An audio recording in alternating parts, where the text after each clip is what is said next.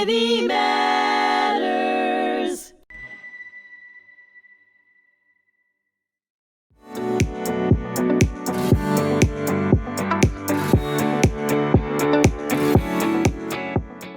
Hello, and thank you for joining me today. I'm your host, Jolanta Zamecka, on today's episode of Creative People. On hmTv, my special guest is a dear friend, Stuart Narofsky, an architect and just a fantastic human being. Stu, wonderful. Thank you for coming. Hi, Jolanta. It's been a while, but I'm really happy to be here. So in 2011, you joined us here at hmTC, and really you were instrumental in the new amphitheater that we have. Can you tell us a little bit about that? Yeah, it was very interesting, and today, of course, we're celebrating the 100th birthday of Bob Praver, who's been very involved, and dear friend, and very involved here. And one day, Bob called me up and invited me to come here and said, "I have a project for the both of us to work on, and I really would like you involved." Brought me down on a cold, rainy, nasty day to show me the garden and the old fountain, and he had a vision. And we walked around that day, and just hearing what he talked about his vision, but also I was unfamiliar with the facilities here. So then walking me through the facilities and giving me the brief education about what the center does, I was inspired. And that was the beginning of planning the amphitheater. And it was just the idea that was about children and youth, which I'm concerned about youth in this day and age, and I've said that actually multiple times. So I thought that this was a great vehicle and a place where maybe design could foster relationships and can foster education. The garden is dedicated to the 1.5 million Jewish children who were murdered in the Holocaust, and to all the children throughout the world who were killed during World War II. But also, the seed money came from the Million Pennies Project, in which school children from Nassau, Suffolk, Queens, and Brooklyn collected pennies to build a living memorial. And it was important to those children to build a living memorial. And I must tell you, even to this day, children, students who come here use the amphitheater. And we've also used this amphitheater for lectures and concerts. So it's being used. But tell us, because it wasn't an easy sell at the very beginning. No. We had to do this with the board, and we had to do it with the county. And there were some reservations. Tell us about the initial stages of the amphitheater. Well, I mean, I think initially, and again, inspired by Bob's vision, it was pretty easy to see, if we took this old fountain, that we could really create a wonderful outdoor space. Also, doing a bit of research into the original gardens, and I think it was Pratt. Correct, right? Pratt. Who had the gardens designed originally. When you saw some old images of it, you just, in itself, said, "Oh, we have to restore this place. It'll have a different use, but it's here, and it has history." The initial concept, I think, was pretty straightforward. I mean, there were two parts: the idea of creating an amphitheater that was respectful to the original garden, but would function and would have something like a stage and people sitting around. But the part two was also the idea of creating a surrounding structure, which was never built, unfortunately, and maybe that's some of the cost factors, but not as important as the idea of the amphitheater being used functionally. But when I originally thought about it, I thought about, wow, in some way, how can we express the idea of children lost, but children found in the future?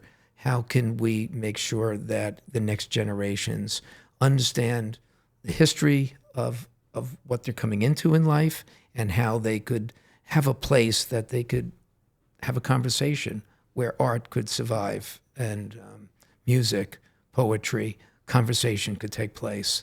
And so it actually was very fluid at the beginning, of course, making the initial presentations, and we were very enthusiastic. I think the committee that was involved Correct. at the beginning.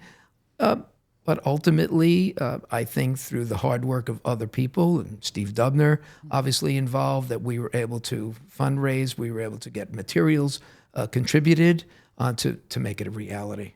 Stu, you also travel all over the world, and you also teach all over the world. I know that might be a grand expression, but it is true. You do travel. Can you tell us a little bit about that? Well, I mean, some of it started, the idea of it started when I was teaching at New York Institute of Technology, which isn't far from where we are today.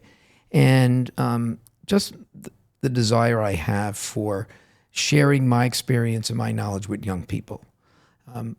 I got invited, quite a while ago now, maybe 30 years ago now, to lecture down in South America, in Bolivia initially, in front of people that were, very poor, but were given education or given the opportunity to be educated in a higher educational facility, university. And I found them so inspiring that they were so grateful that someone from outside their community was coming in and speaking, in this case, about architecture, about design. And that started invites from universities in Argentina, other universities in Bolivia, and ultimately led me to Poland and even Hungary. So I just find it fascinating to meet young people from different places in the world, and that they really do want to gain knowledge. They really listen in a time when we're so pummeled with social media and quick hits of information that on their own they're not digging deep. When they come out and you have the opportunity to meet with them, lecture. In some cases, I ran week-long workshops. I just, for me, it's very inspiring, especially when they catch on and they're asking questions and they're embracing the experience. Now, you did lecture, I believe, in one of my favorite cities, Krakow to the Americans. Yes. Can you tell us a little bit more about that? Well, I was invited by the then Dean of Architecture. I don't remember his last name. Artur was his first name. I had an employee who worked for me that was originally from Krakow, Wojtek Oktewicz, who had written to his friend, a former educator that he was educated with, and mentioned about me and some of the things that I was thinking about in design. And they invited me to come out and stay at the university and lecture to the students. And of course, I got the good underground tour of this incredible city. And for me, it's more knowledge gained, seeing what are their local problems, what are they dealing with, on every level, whether it's the economy, whether it's politics, whether it's construction. So Sure. I'm getting educated at the same time. Sure. So all of that just somehow fills my mind. And now I come back and my head is full and my sketchbooks are full of ideas. So it really works both ways. Sure. And Krakow is unique because it is an old city. It was not destroyed during World War II like Warsaw. Warsaw is always about modern buildings and so forth. And Krakow wants to preserve, the old structures but still things are happening. It's still a very vibrant, architectural city and so forth. Yeah. So I'm glad you had a good experience there. Tell us, what are you working on now? What are your new projects? Well, we have a variety of projects, and mostly I work on single-family residences, and then there's always here and there interesting projects that come along. I think for me right now, the most interesting project I'm working on is in Alaska, actually. I was there a month ago, first time there. But a client of mine bought a remote property in remote Alaska, and we are designing and actually trying to figure out how to get the building materials out to this remote location to build a hunting and fishing camp, and a lodge and cabins and even an aircraft hangar. He has a couple of planes. It's the only way to get to this place. So talk about a whole new experience, going out there, flying out there with him and learning about the region, standing, 50 feet from a bear and then telling me not to worry about it. And just the climate, the environment itself, how to build in a remote place. So that you could see I get very interested in very unique projects like that. And also, I'm working on a new home that that's a rebuild from a house that burned down in Malibu, California. So right after the fires, client of mine who owned a home there, who lost the home down to ashes, flew me out there. I toured the region. It was unfortunately like a war zone. National Guards on the corners, and everything burned out, power lines on the floor. They were just starting to work towards the infrastructure. In fact, you couldn't even get into the communities with it. You needed a special pass as a homeowner. So now we're involved in the process of rebuilding. We've designed a new home for the site, but it's tedious. The site was just cleaned up. There's volatile materials there that still have to be abated, of course. In these old structures, they could be lead and asbestos and other volatile materials.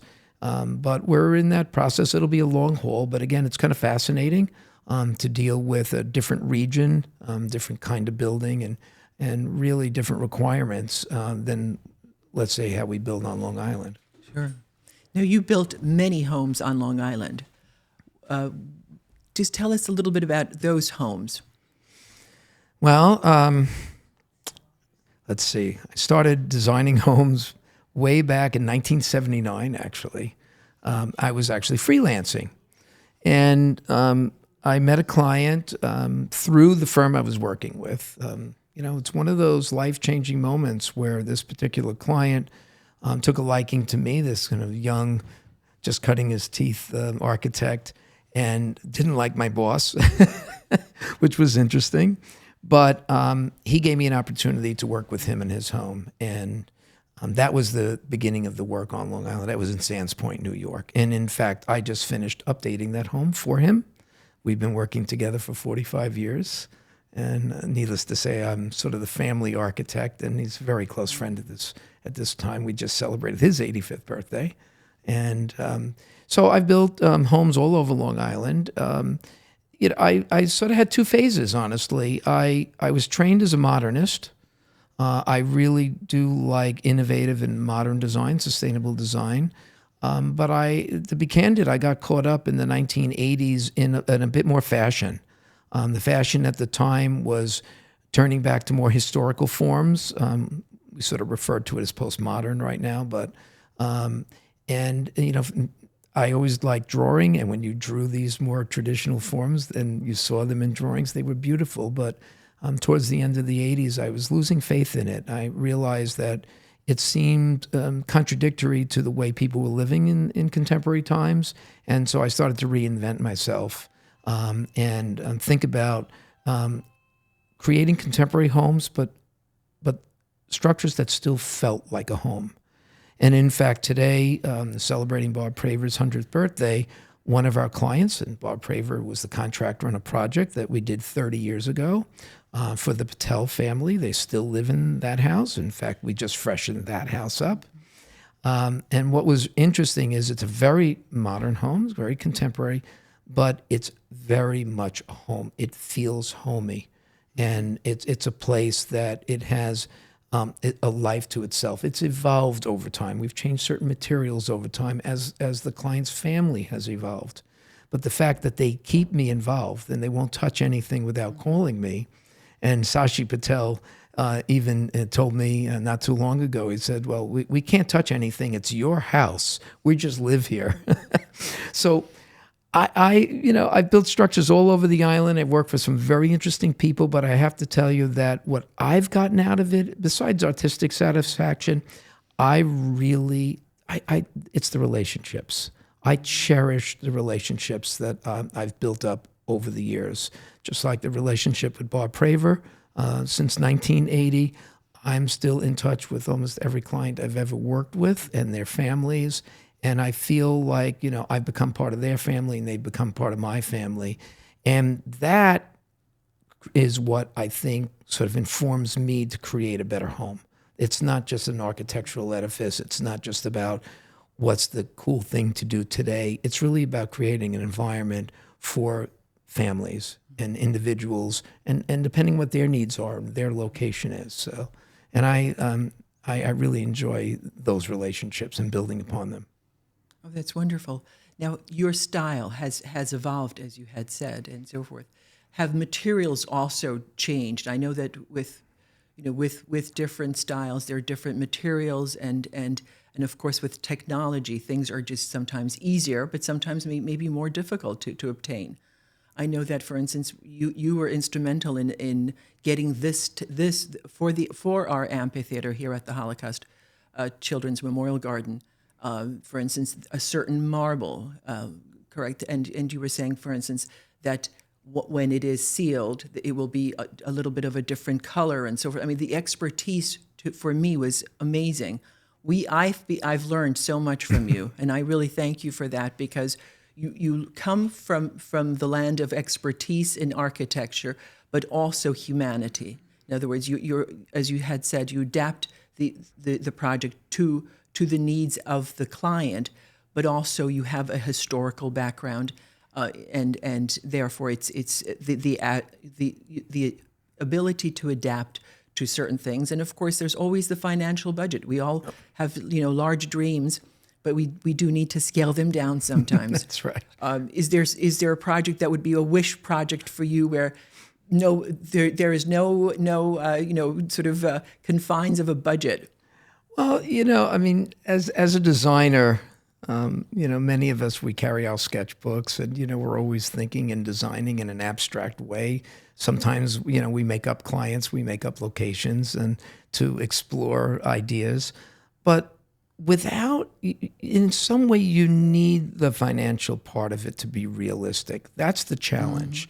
I think if I just had the open book, I think I would struggle a little bit, because I like, in some cases, to be confined, and so to speak. I've built up a reputation which has led me to some clientele that are pretty well off, and they probably would listen to whatever I recommend, but I still look out to be cost effective for them. I just hate to waste money, hate to waste resources. So I'm always looking out to figure out a better way to do things. And if that's using new technological materials, there's a house that we are working on right now in upstate New York, for example, that we are exploring building it in all what are called CLTs, cross-laminated timbers, which is a manufactured timber product, as a kit of parts, to get away from the kind of standard, old school framing and then layers of materials both inside and outside, but to come up with the idea of a kit of parts that could be pre-manufactured and assembled on site and almost put together like an erector set. Again, save cost of labor, use materials. Laminated materials are very sustainable because they use byproducts of other materials. They utilize forests, trees that are, trees can be replenished. And that's a very interesting idea where certain products like steel kind of, it rapes the earth. And you can recycle it, but there's only so much of it you're going to pull ore out of the earth. Trees you can replant. You can have policies of reforestation. So you're seeing now a lot of new thinking about using wood again, and not just for residences, for commercial buildings. In fact, one of the tallest wood timber buildings, I believe, is under construction in Brooklyn right now. So we're looking into that for this particular home upstate, as well as materials that don't require maintenance. Again, another cost savings, sustainable idea where you're not driving or having people drive to maintain or repaint or refinish, but if you could use materials that can shed water, stay fairly clean on their own, and don't require the kind of maintenance that we're accustomed to in a residence, I think that's a good direction on how to build. Oh, wonderful. That's fascinating. Yeah. Thank you so much. This was wonderful. And No. I want to thank you for tuning in to this episode, Creative People, on hmTV. I appreciate my guest, Stuart Narofsky, for sharing some insights on architecture. Be sure to subscribe, share, and stay connected for more engaging conversations. Until next time, take care and be well.